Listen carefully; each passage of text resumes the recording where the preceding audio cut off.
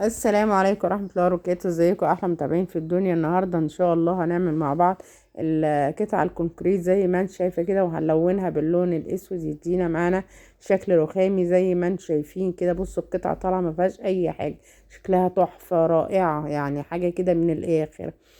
اول حاجة معايا الجبس، وطبعا معايا معيار من المية. يعني انا هحط قيمة كوباية مية كده وهنزل عليها بالجبس. انا ماليش معايير خالص في الموضوع ده، انا بحطه كده بالويم لغايه ما اشوفه كده بعناية. يعني سمكه لا يبقى تقيل قوي ولا خفيف قوي. نحط الجبس كده، نحط الميه الاول بعدين نحط الجبس هينزل تحت. هنبدا نقلب بقى فيه كده بالمعلقه، ولو احتاجنا كمان نزود هنزود. لو هو لسه خفيف هتزودي طبعا جبس، بس ما يبقاش تقيل قوي ولا خفيف قوي.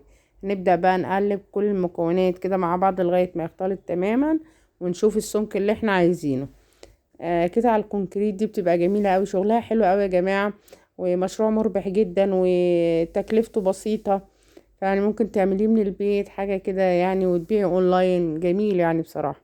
زي ما انتم شايفينه السمك بقى بتاعه كده زي ما انتم شايفينه. معايا اللون الاسود، هو اللي هنستخدمه النهارده اللون الاسود بس. طبعا ده بتجيبيه من عند الموان، هو GLC. بتبدأي بقى تنزلي بيه كده. بصي انا حطيت اللون بس للاسف ما تصورش الحتة وانا بخلطه مع الجبس. انا بحركه بسيط قوي كده من فوق الوش عشان يبقى اللون الاسود ظاهر معايا. زي ما انتم شايفين بنتي هنا بتهزه كده عشان تطلع البابلز منه.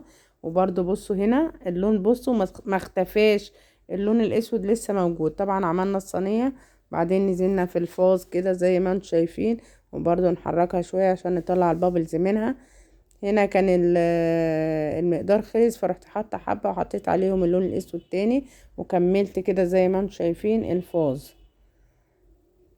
شكله لما بيتلون بيبقى جميل قوي. بصوا كمان هنا لون، هنا الجبس مع اللون الاسود مدي اللون الرخامي جميل جميل جميل يعني بصراحه. هنعمل الوان مع بعض كتير، ممكن ندخل كذا لون مع بعض يدونا لون تاني مختلف خالص. هنعمل ان شاء الله فيديوهات كتير مع بعض عشان تشوفوها ان شاء الله هتعجبكم باذن الله. الفن الكونكريت ده بصراحة حاجة جميلة، وليه محبينه طبعا. تعمليه ممكن تبيعيه اونلاين، يعني مشروع مربح ان شاء الله ليكي. حتى لو مش مربح انت بتعملي حاجة لبيتك، حاجة جميلة بايدك كده، اشكال وديكور حلو قوي.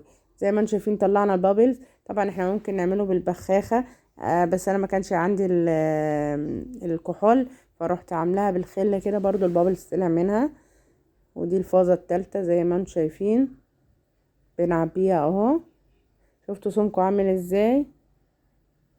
واللون الاسود قلبناه دوك حركناه فيه بس مع الجبس عشان يدينا اللون اللي طلع في اول الفيديو اللي انتوا شفتوه.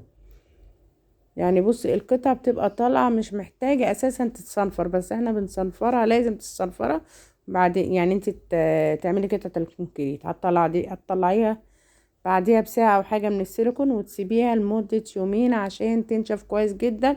بعدين نبدأ نستخدم السيليكون، نبدأ نستخدم سوري الصنفرة عشان نصنفر بيها. وبعد كده نبدأ لو عايزة نبدأ بقى لو عايزة تحطي لون من بره تحطي، او تعملي بالورنيش.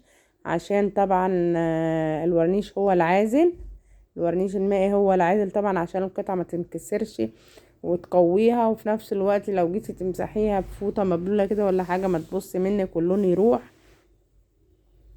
زي ما انتم شايفين بصوا بقى بعد ما طلعت من القالب شكلها تحفة، ما فيهاش اي عيب، ومش محتاجة صنفرة ولا محتاجة اي حاجة. بس زي ما قلت لكم احنا هنصنفرها. الصينية اللي هو الكوستر تحفة تحفة تحفة زي ما انتم شايفينه كده، ولونه جميل جدا. جراي يعتبر الاسود في الجراي الفاتح مع الجبس، لونه تحفة. ونطلع الفازة دي بالراحة واحنا بنطلعها. بصوا من الجوانب كده بالراحة، او لما تيجي تطلعي الرقبة بتاعتها هي اهم حاجة، العنق بتاعها ده بالراحة وانتي بتطلعيه عشان ما يتكسرش منك. عشان اكتر حاجة بتتكسر هي الفاز دي وانت بتطلعيها من الرقبة بتاعتها كده. فخلي بالك كويس جدا وانت بتطلعيها. تحركي السيليكون كده القالب كده من جواها. بصوا بقت بالشكل اللي انتوا شايفينه ده. عايزه اقول لكم ان هي تحفه، حاجه كده رائعه زي ما انتوا شايفينها. بصوا جميله جميله جميله، مفيهاش اي عيوب خالص، ولا اي بابلز ولا اي حاجه. زي ما انتم شايفين. طبعا هنسيب الشغل ده لمدة يومين لغاية ما ينشف خالص، بعدين نبدأ نعمل فيه بالصنفرة زي ما قلت لكم. القالب بقى ده صعب جدا، صعب شوية يعني معايا بصراحة، هو بيخرج بيعذبني شوية. بص انا بفتح له من الجناب ازاي، وتنزلي عليه وتضغطي عليه، تضغطي عليه لغاية ما ينزل تحت، وبعدين تقلبيه وتروحي مطلعه ايه برضو الرقبة من فوق كده بتاعة الفوز. ممكن تحط بقى في الحاجات دي ايه، فرش، فرش يعني فرش ميك اب، تحط فيها اقلام، تحط فيه اي حاجة يعني بصراحة، توك حاجات ديكور كده، تحط فيه شوية ورد بسيط يدي شكل حلو جدا بصراحة، يعني شكلها تحفة. تحط فيها اي حاجة. بعد طبعا زي ما انتم شايفين، بصوا بعد ما طلعوا بقى شكلهم عامل ازاي. طبعا اللون رائع وجميل، وهم شكلهم حلو قوي. ان شاء الله لنا سلسلة فيديوهات كتير.